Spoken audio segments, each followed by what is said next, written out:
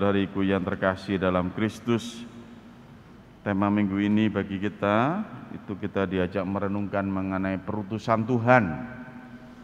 Saya masih ingat saat masih tugas di seminari, saat libur Paskah itu para frater pada tugas ke paroki-paroki, saya turut membantu di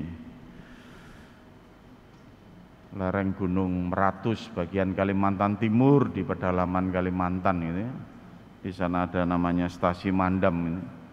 Saya menjumpai sosok satu tokoh umat, dia orang Jawa yang ikut transmigrasi bersama yang lain, bedol deso begitu, di daerah Plehari, tapi tidak berhasil. Sebagian besar pulang ke Jawa, tapi dia melanjutkan untuk tetap bertahan dan akhirnya ditampung oleh orang Dayak, diberi tanah di lereng Gunung Meratus yang lebih subur. Dan di situ karya dia itu, dia merasakan betul bahwa harus bisa mendidik orang Dayak ini itu untuk bertani tidak berpindah-pindah ya. Mereka ini kalau bertani itu berpindah-pindah, membuka hutan, ditanami, setelah panen ditinggal, membuka lagi hutan yang lain begitu. Ladang berpindah juga. Dan dia ngajari bagaimana bertani yang baik gitu. Karena mulai ada hasil, lalu banyak orang itu pada datang, orang-orang Dayak yang lain itu mau belajar, dan akhirnya itu menjadi sebuah perkampungan. Dan sambil dia juga mewartakan tentang siapa Yesus itu bagi mereka gitu.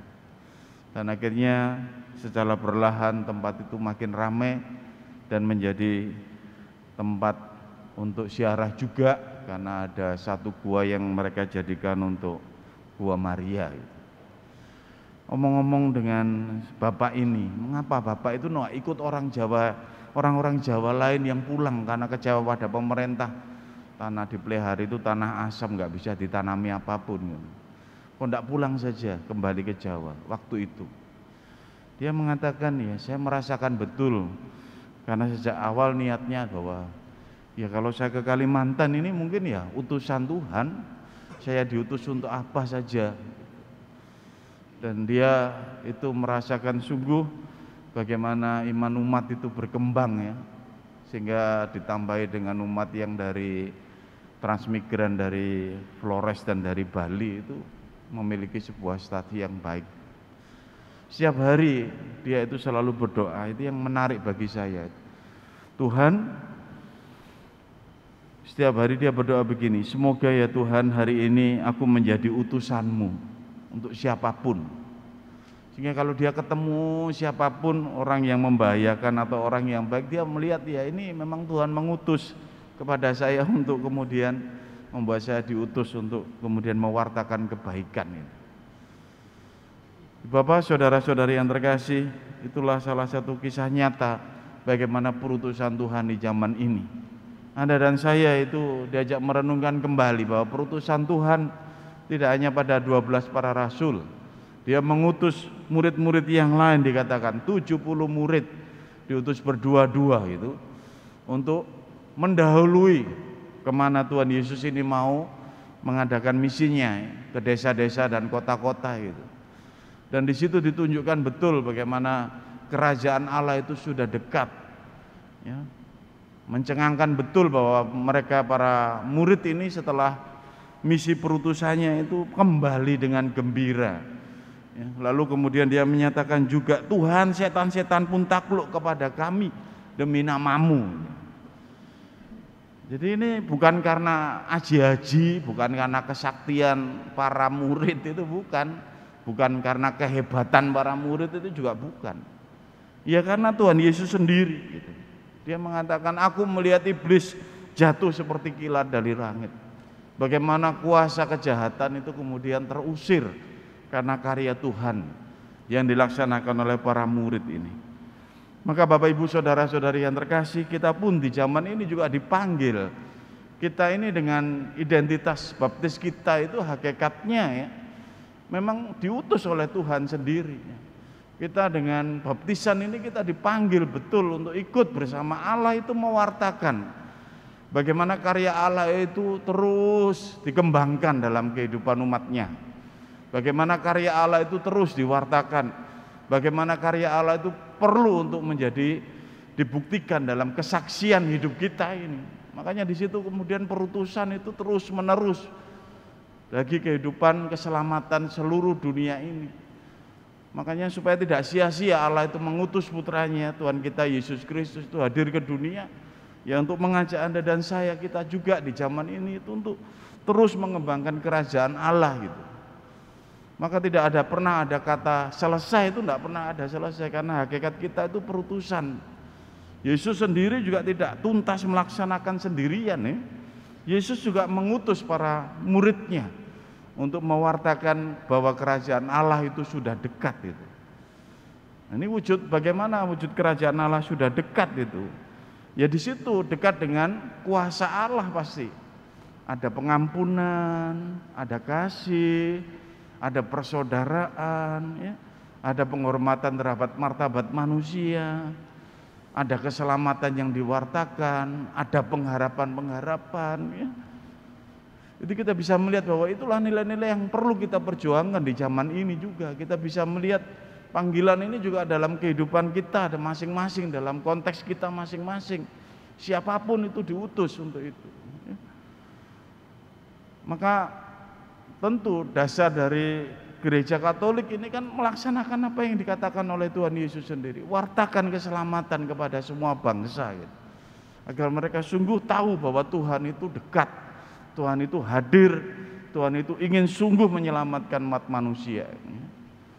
Maka jangan sampai jadi orang Katolik yang mikir, yang misi itu enggak mau saya dan sebagainya, pokoknya dibaptis selesai, wis cukup gitu.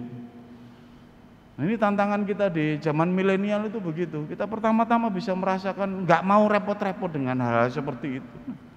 Ya jangan jadi orang Katolik kalau nggak mau itu perutusan. Karena dasarnya ini, gereja itu misi, gereja itu dakwah, gereja itu mau mewartakan terus-menerus tentang kebaikan Tuhan. Loh itu kan Romo, Yesus mengatakan, aku percayalah kepadaku, kamu akan memperoleh hidup yang kekal gitu. Hanya itu saja, enggak bisa. Yesus mengajak Anda dan saya semuanya untuk bermisi.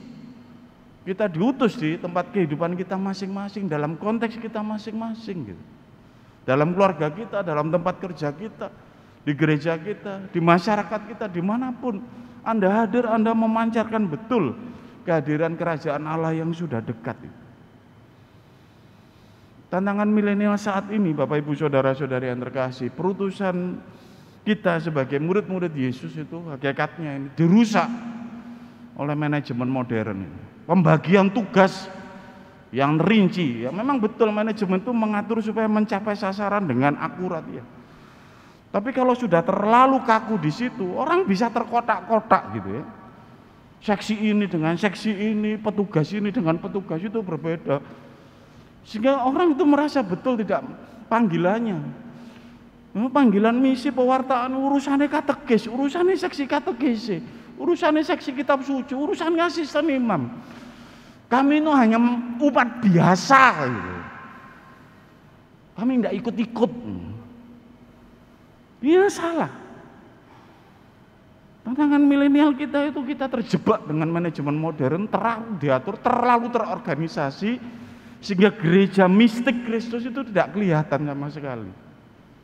Lalu terkotak-kotak. Lalu kalau melihat orang lain yang berkarya juga mengatakan, "Loh, kamu lapo ngono? Dudu urusanmu itu, urusan kami." Saling menyalahkan, merasa hebat-hebatan. Itu urusan seksi kami. Lihat bagaimana perutusan itu lalu jadi hilang maknanya gitu. Bahwa kita semua dipanggil. Anda dan saya dipanggil semuanya untuk menjadi utusan bentara Allah sendiri, mewartakan kebaikan-kebaikan Tuhan. Dan lalu kemudian kita bisa merasa terjebak, ya sudah, itu urusannya yang lain, saya ngurus yang ini saja gitu. Tidak merasa gereja sebagai kesatuan bagian tangan Allah yang nyata di zaman ini gitu. Ibu Bapak, saudara-saudariku yang terkasih, kita juga bisa sungguh merasa bahwa kita bisa lepas tangan juga, cuci tangan juga dari hakikat perutusan Tuhan ini dalam kehidupan kita sehari-hari. Ya nek kumpul ambek wong Katolik ketok Katolike. Ya, Katolik doa. Nek kumpul yang lain ya wis gak apa-apa. Ya padha-padha lah ambek umat yang lain gitu. Makanya seringkali ukuran perutusan Tuhan itu dalam kehidupan kita kan nyata itu. Masyarakat di luar itu mengakui betul orang Katolik itu ya bertanggung jawab, teguh pada nilai-nilai kebenaran dan sebagainya. Kadang-kadang orang luar mengingatkan kita, loh kon Katolik kok melok-melok korupsi kan ngono. Loh Katolik kok melok ngentit. Kamu Katolik kok begini, kok nggak jujur. Padahal Pak, itu mau menunjukkan betul bahwa Anda dan saya ini dihargai betul. Kebenaran-kebenaran ilahi itu dipercayakan kepada kita dan kita nampakkan dalam kehidupan kita sehari-hari. Maka Bapak Ibu Saudara-saudari yang terkasih, minggu ini kita diajak merenungkan kembali bagaimana rahmat perutusan Tuhan itu dipercayakan kepada kita semua dalam konteks kehidupan kita sehari-hari yang nyata di keluarga kita. Bagaimana kita menghadirkan kasih, bagaimana kita menghadirkan perdamaian, pengampunan, kerahiman Tuhan. Bagaimana saya mengampuni suami saya, istri saya, anak-anak saya, mengampuni orang tua saya. Bagaimana saya selalu bersyukur, bagaimana saya selalu berdoa. Bagaimana saya menunjukkan di tempat kerja saya kalau saya buat tanda salib saya Angelus. Itu perutusan Tuhan. Tuhan sudah dekat di situ. Bagaimana kita kalau mau bekerja, kalau melaksanakan tugas-tugas, memegang nilai-nilai yang benar, itu perutusan. Dalam kehidupan kita sehari-hari apapun Anda dipanggil sungguh. Dan itu memang kemudian ada beban dan tanggung jawab moral, betul. Waduh kok cek abote dadi wong Katolik ya. Panggilan perutusannya seperti itu. Tapi itulah salib Tuhan yang dipercayakan kepada kita seperti dikatakan Rasul Paulus, aku sekali-kali tidak mau bermegah selain dalam salib Tuhan kita ini. Dalam bacaan kedua surat Paulus kepada jemaat di Galatia dikatakan.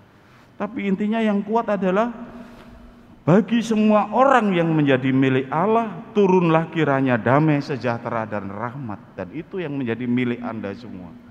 Bagi semua orang yang menjadi milik Allah, turunlah segala rahmat, kiranya damai, sejahtera dan rahmat diberikan.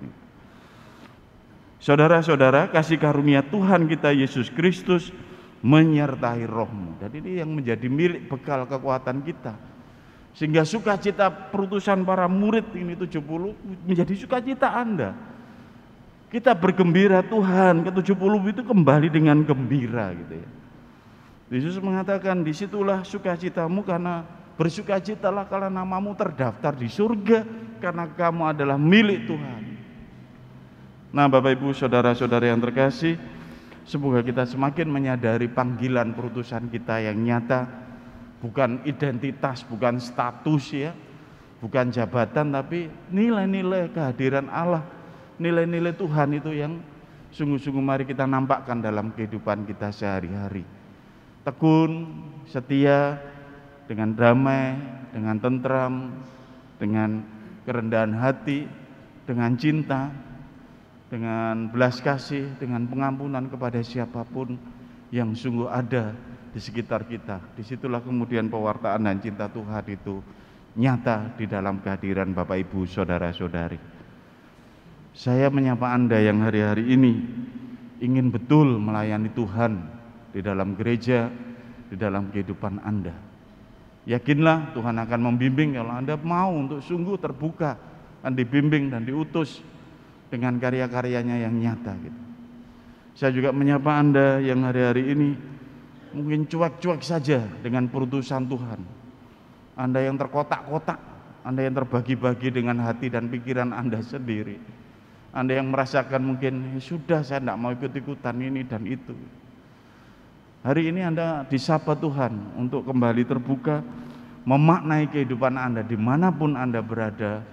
Anda bersama kasih Kristus, Anda dipanggil untuk melayani dan mewartakan kebaikan dan keselamatan Tuhan.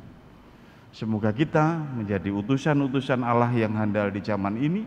Semoga kita sungguh memperoleh rahmat dan karunia yang meneguhkan kita sebagai utusannya yang nyata. Berkat Tuhan menyertai kita semua.